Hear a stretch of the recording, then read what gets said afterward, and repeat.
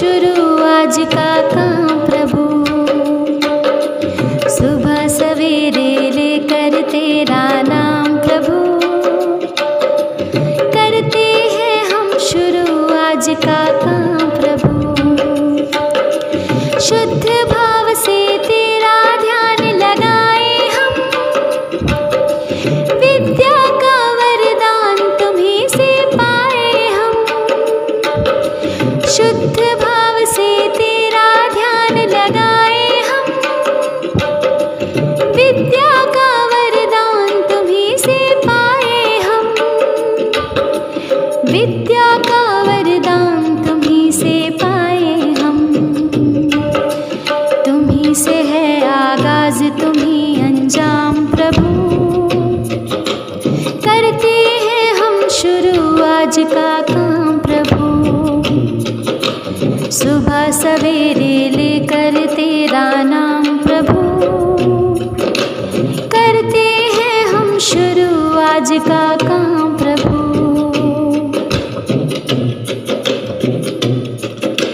गुरुओं का सत्कार कभी ना भूले हम, इतना बने महान गगन को छू ले हम। गुरुओं का सत्कार कभी ना भूले हम, इतना बने महान गगन को छू ले हम। इतना बने महान गगन को छू ले हम। तुम्हीं से है हर सुबह तुम्हीं से शाम प्रभु, करते हैं हम शुरू आज का काम प्रभु। सुबह सवेरे लेकर तेरा नाम प्रभु, करते हैं हम शुरू आज का काम प्रभु। सुबह सवेरे लेकर तेरा नाम प्रभु, करते हैं हम शुरू आज का काम प्रभु। करते हैं हम शुरू आज का काम प्रभु, करते हैं हम शुरू आज का काम प्रभु। करते हैं हम शुरू आज का काम प्रभु। नमस्कार, आज का विचार लेकर मैं प्रस्तुत हूँ सफलता और असफलता के ऊपर। सफलता को कभी अपने सिर पर न चढ़ने दें और असफलता को कभी दिल में न उतरने दें। अर्थात बच्चों, never let success get to your head and never let failure get to your heart. अर्थात बच्चों, सफलता और असफलता दोनों को हमें संतुलन में रखना है, क्योंकि अगर दोनों में से किसी की भी अति हमारे जीवन में होती है तो वह हमें प्रभावित करती है। धन्यवाद।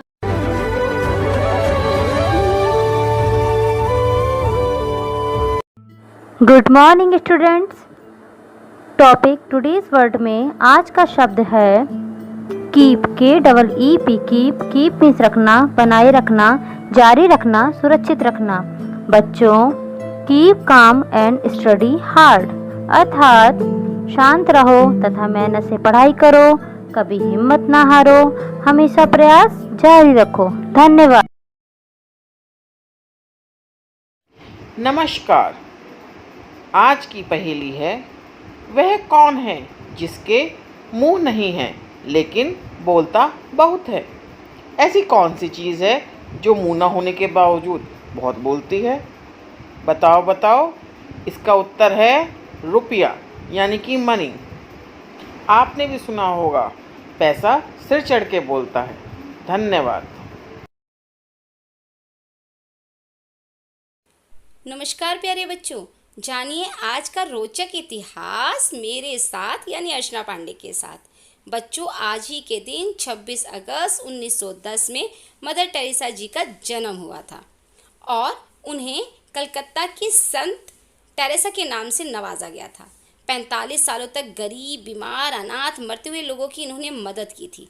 इसलिए इन्हें भारत के सर्वोच्च नागरिक सम्मान भारत रत्न प्रदान किया गया था। बच्चों, आइए जाने दूसरा रोचक इतिहास। 26 अगस्त को आज ही के दिन अंतर्राष्ट्रीय महिला समानता दिवस के रूप में मनाया जाता है। बच्चों, हर साल 26 अगस्त को महिला समानता दिवस या फिर वुमेन्स इक्वालिटी डे मनाया जाता है। इस दिन राज्य अमेरिका ने संविधान के साथ संशोधन किया कि महिलाओं को भी समानता से वोट देने का अधिकार है। तो आज का इतिहास था ना रोचक और ज्ञानवर्धक। धन्यवाद। नमस्कार। आज के विशेष में हम एक ऐसी शख्सियत मदर टेरेसा जी के बारे में जानेंगे जिन्हें देश और समाज उनकी दया और निस्वार्थ भाव से सेवा के लिए सदैव याद रखेगा। मदर टेरेसा जी का जन्म आज ही के दिन 1910 में मैसेडोनिया में हुआ था। रेमन मैग्सेसे पुरस्कार प्राप्त करने वाली प्रथम भारतीय महिला, भारत के सर्वोच्च सम्मान भारत रत्न और दुनिया के सर्वोच्च सम्मान नोबेल पुरस्कार से सम्मानित मदर टेरेसा एक रोमन कैथोलिक नन थीं, जिन्होंने वर्ष 1948 में स्वेच्छा से भारतीय नागरिकता ले ली थी। उन्होंने 45 सालों तक गरीब, बीमार, अनाथ और मरते हुए लोगों की मदद की। उन्हें नोबेल पुरस्कार के रूप में $1,92,000 मिले थे, जो उन्होंने गरीब भारतीयों के लिए एक फंड के तौर पर इस्तेमाल करने का निर्णय लिया, जो उनके विशाल हृदय को दर्शाता है। धन्यवाद।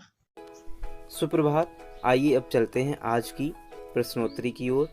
आज की प्रश्नोत्तरी का पहला प्रश्न, आज़ाद हिंद फौज की स्थापना कहाँ की गई? इसका उत्तर है सिंगापुर। शिक्षक दिवस कब मनाया जाता है? इसका उत्तर है 5 सितंबर। भारत के भूतपूर्व राष्ट्रपति डॉक्टर सर्वपल्ली राधाकृष्णन का जन्मदिन भारत में शिक्षक दिवस के रूप में मनाया जाता है। प्रश्न 3, खेल दिवस कब मनाया जाता है? इसका उत्तर है 29 अगस्त। राष्ट्रीय खेल दिवस हॉकी के महान खिलाड़ी मेजर ध्यानचंद की जयंती के दिन मनाया जाता है। प्रश्न 4, किसके जन्म दिवस को खेल दिवस के रूप में मनाया जाता है? इसका उत्तर है मेजर ध्यानचंद।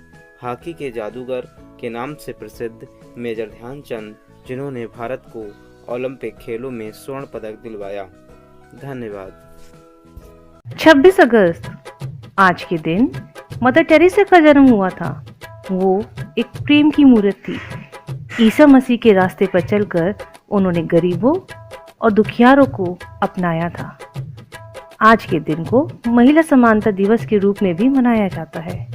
इसी उपलक्ष्य में एक कविता, नारी तुम हो जगत जननी, तुम ममता में दानी हो, तुम प्रणेता हर क्षेत्र की, नहीं तुम सा कोई सानी हो, श्वास दिया अपने ओर से, तुम बाल उपवन की माली हो, इतिहास पटा तेरी महिमा से, तुम अद्भुत गौरवशाली हो, वाक देवी देवी महिषासुर मर्दिनी, तुम आदि शक्ति अभिमानी हो, आदि काल से वर्तमान तक विजय वर्चम की अधिकारी हो, धन्य धरा हुई तुम्हें अवतरित कर, तुम दुख सुख की सहभागी हो, नारी तुम हो जगत जननी, तुम सर्व विजेता कभी न हारी हो, कभी न हारी हो।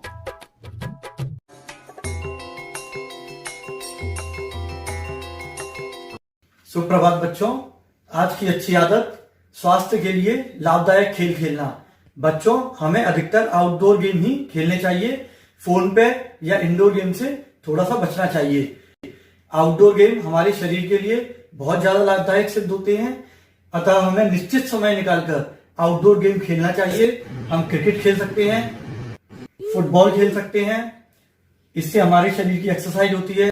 एक स्विमिंग करना बहुत अच्छी एक्सरसाइज भी है और मनोरंजक खेल भी है। हम रस्सी कूद सकते हैं। इस तरह से बच्चों, हमें यह कोशिश करनी चाहिए कि हमें बाहर निकलकर आउटडोर गेम ही खेलने चाहिए। हम रनिंग कर सकते हैं, रनिंग एक एक्सरसाइज भी है और खेल खेल में आपका मनोरंजन भी होगा। शुक्रिया बच्चों। सवेरे का नमस्कार। वक्त है कहानी का, जिसका नाम है बुद्धिमान सियार। एक समय की बात है, जंगल में एक शेर के पैर में कांटा चुभ गया था। उसके पंजे में जख्म हो गया, जिससे उसका दौड़ना असंभव हो गया। धीरे धीरे वो पैर घसीटता हुआ एक गुफा के पास पहुंचा। उसने गुफा के अंदर झांका तो गुफा खाली थी, लेकिन देखकर लग रहा था जैसे वहां किसी जानवर का बसेरा है। शेर चुपचाप अंदर जाकर छुप गया और इंतजार करने लगा कब वो जानवर आए और कब उसे मारकर अपने पेट की भूख मिटा ले। वास्तव में वो गुफा एक सियार की थी जो दिन भर बाहर रहता और रात में गुफा में वापस आता। उस दिन जब वो वापस आया, उसने देखा गुफा के बाहर किसी जानवर के, बड़े जानवर के पंजे के निशान हैं। सियार होशियार था, उसने तरकीब लगाई और बोला, गुफा ओ गुफा। गुफा में चुप्पी। यह देख उसने फिर पुकारा, अरे ओ गुफा, तू कुछ बोलती क्यों नहीं है? भीतर शेर दम साधे बैठा था और इंतजार कर रहा था कब ये अंदर आया और इसे मारकर मैं खा जाऊं। सियार एक बार फिर जोर से बोला, ओ गुफा, रोज तो तू मेरी पुकार सुनकर उसका जवाब देती है, मुझे अंदर बुलाती है, आज चुप क्यों है? मैंने पहले ही कह रखा है कि जिस दिन तू मुझे नहीं बुलाएगी उस दिन मैं किसी दूसरी गुफा में चला जाऊंगा। अच्छा, तो मैं चला। यह सुनकर शेर हड़बड़ाया और उसने सोचा जरूर ये गुफा सियार को अंदर बुलाती होगी, और उसने ये सोचा कहीं ये सियार चला ना जाए, तो अपनी आवाज बदलकर कहा, सियार राजा मत जाओ, अंदर आओ ना, मैं कब से तुम्हारी राह देख रही थी। सियार शेर की आवाज पहचान गया और उसकी मूर्खता पर हंसता हुआ वहां से चला गया, और मूर्ख शेर उसी गुफा में भूखा प्यासा मर गया। इस कहानी से हमें यह सीख मिली कि सतर्क व्यक्ति जीवन में कभी मात नहीं खाता है, इसलिए हमें हर कार्य सतर्कता से करना चाहिए। धन्यवाद। बाल विवाह एक ज्वलन समस्या। आइए आज बात करते हैं बाल विवाह के बारे में। बाल विवाह कुरीति पूरे विश्व में व्याप्त है। भारत का विश्व में बाल विवाह होने में दूसरा स्थान है। विश्व के 40% बाल विवाह केवल भारत में ही होते हैं। 49% लड़कियों का विवाह 18 वर्ष से पूर्व ही भारत में हो जाता है। सबसे अधिक साक्षरता वाले राज्य केरल में भी यह प्रथा आज तक प्रचलन में है। यूनिसेफ के अनुसार नगरों की तुलना में ग्रामीण क्षेत्रों में ज़्यादा बाल विवाह होते हैं। बिहार में 68% और हिमाचल प्रदेश में 9% बाल विवाह होते हैं। भारत जो स्वयं को एक महाशक्ति के रूप में स्थापित कर रहा है, उसमें आज भी ये कुरीति जिंदा है। बाल विवाह के दुष्परिणामों में सबसे घातक परिणाम शिशु व माता मृत्यु दर वृद्धि, मानसिक विकलांगता व परिपक्वता के अभाव के रूप में देखने को मिलते हैं। आइए जानें बाल विवाह को बढ़ावा देने वाले कुछ कारणों के बारे में, जैसे लड़की को बोझ समझना, शिक्षा का अभाव, रूढ़िवादी प्रवृत्तियाँ, अंधविश्वास व गरीबी इसका प्रमुख कारण है। प्राचीन समय में बाल विवाह को रोकने में सबसे प्रमुख नाम राजा राम मोहन राय व केशव चंद्र सेन का है। स्पेशल मैरिज एक्ट ब्रिटिश सरकार द्वारा पास कराया गया था, जिसमें विवाह की उम्र क्रमशः 14 व 18 वर्ष रखी गई थी। बाद में इसको प्रतिबंधित कर दिया गया। चाइल्ड मैरिज रिस्ट्रेंट नामक बिल पुनः पास किया गया। इसमें 18 व 21 वर्ष क्रमशः विवाह हेतु उम्र निर्धारित की गई। बाल विवाह निषेध अधिनियम 2006 वर्तमान समय में प्रमुख रूप से लागू है। बाल विवाह रोकने हेतु वर्तमान समय में हमें समाज को जागरूक करना होगा। मीडिया द्वारा प्रमुख रूप से इसको रोका जा सकता है। एक अहम भूमिका मीडिया द्वारा निभाई जा सकती है। शिक्षा का प्रचार, गरीबी का उन्मूलन भी इसका एक प्रभावी उपाय हो सकता है। आइए हम सब इस कुरीति को दूर करने के लिए आज दृढ़ संकल्प लें। जय हिंद। 26 अगस्त आज के दिन मदर टेरेसा का जन्म हुआ था। वो एक प्रेम की मूर्त थी। ईसा मसीह के रास्ते पर चलकर उन्होंने गरीबों और दुखियारों को अपनाया था। आज के दिन को महिला समानता दिवस के रूप में भी मनाया जाता है। इसी उपलक्ष्य में एक कविता, नारी तुम हो जगत जननी, तुम ममता में दानी हो, तुम प्रणेता हर क्षेत्र की, नहीं तुमसा कोई सानी हो, श्वास दिया अपने ओर से, तुम बाल उपवन की माली हो, इतिहास पटा तेरी महिमा से, तुम अद्भुत गौरवशाली हो, वाक देवी देवी महिषासुर मर्दिनी, तुम आदि शक्ति अभिमानी हो, आदि काल से वर्तमान तक विजय वर्चम की अधिकारी हो, धन्य धरा हुई तुम्हें अवतरित कर, तुम दुख सुख की सहभागी हो, नारी तुम हो जगत जननी, तुम सर्व विजेता कभी न हारी हो, कभी न हारी हो।